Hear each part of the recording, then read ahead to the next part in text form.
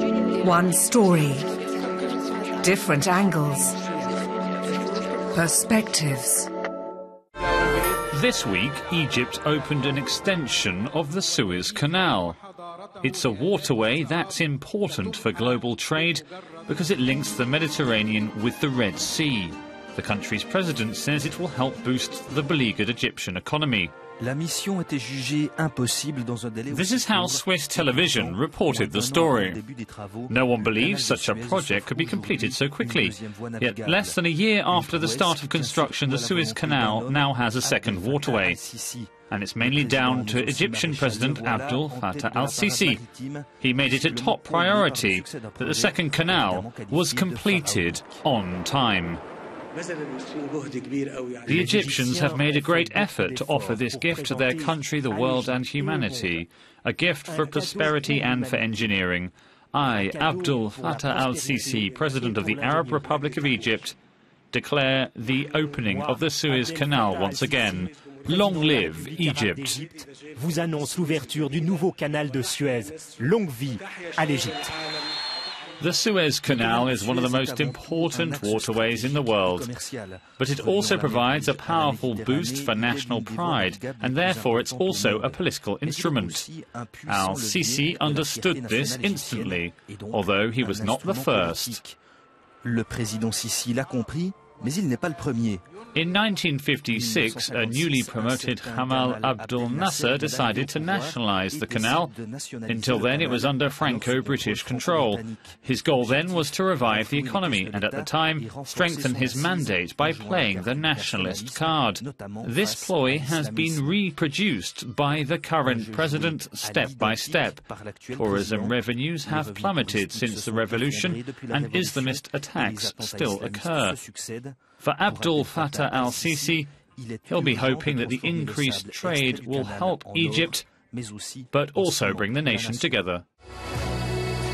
The ceremony reflected the national pride of Egyptians at the end of the extraordinary project, and by the order of the president, the works were completed with astonishing speed. This report from France 2 explains. A spectacular ceremony organised by President al-Sisi inaugurated the construction site last year.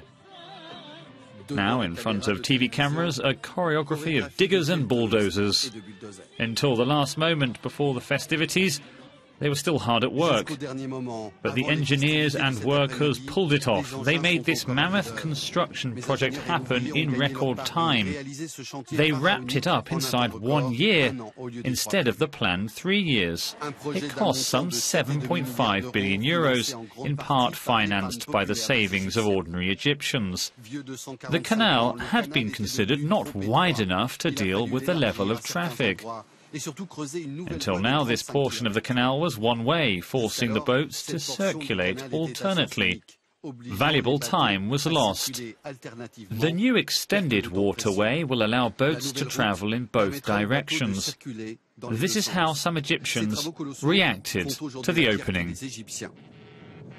It's a bit of a dream. No one thought we would be able to complete this project so quickly. This new canal is like for us a fourth pyramid. What's more, it will encourage more foreign investment here. The aim of the second canal is to reboot the Egyptian economy. And the objective is to double the amount of traffic as well as revenue between now and 2023. But there is the threat from the terror group Islamic State, who are just 170 kilometers from the canal in the Sinai. The Egyptian authorities have taken tough security measures to reassure shipping companies which use the waterway. TVE, Spain's main public broadcaster, warns that many experts believe Cairo's projections are over-optimistic.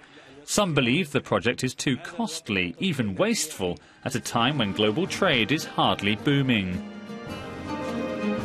Wider and longer, the newly renovated Suez Canal. People from 100 countries took part in its construction, 150 years after the first Suez Canal opened. Egyptian officials think traffic will be doubled, with the daily number of ships using the canal climbing from 50 to nearly 100. It will be positive for the ships because they will save time, and time is money. The work was completed in less than a year and it cost some 7.5 billion euros. It was financed by bonds issued by the government, which were bought by Egyptians themselves.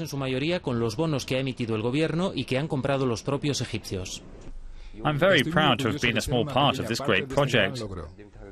After a very difficult time for the Egyptian economy, Al-Sisi's government believes the new canal will revive the country. I hope it will help tourism. My husband is a tourist guide and he says there's less work than before. I also hope it will bring new opportunities for my two children, who are engineers. Some analysts believe that the impact on the Egyptian economy, however, will be limited, at least in the short term, and it's been overstated for political reasons. The most important is perhaps not the economics, but the idea that this is a national project, as this has obvious political connotations. The construction of the canal dates back to the mid-19th century. France played a leading role, through the figure of the diplomat and entrepreneur Ferdinand de Lesseps. Let's take a look at this report from France 3. In the desert of Egypt, some thought it was a mirage, an unfeasible project, bridging east and west. The pharaohs didn't manage to do it. A canal that connects the Red Sea with the Nile. Spices, silks, in transit at the end of the Roman Empire. Forgotten, buried in the sand. It will take Napoleon Bonaparte's campaign in Egypt to restore the canal project to centre stage. But engineers later abandoned the project. Ferdinand de Lesseps retains the idea. He was the Vice Consul of France in Egypt, and he seized his chance upon arrival. On the throne, his friend Saïd Khedif. Said had an ambition, and that was independence from the Ottoman Empire. He thought he could achieve that by making Egypt more international with this canal. He found the man he needed, his former advisor. Ferdinand de Lesseps, the king's former advisor, got the rights to the canal for 99 years. He started the building through the Suez Universal Company. Egypt supplied him with the land and the labour. To finance his company, de Lesseps toured Europe to promote his project and convince people to buy shares. But only the French do so. 84,000 go unsold. At that time, it was the friendship that was important, because Saïd agreed to fund 44% of the missing shares so that the company could start work. The first work began in April 1859.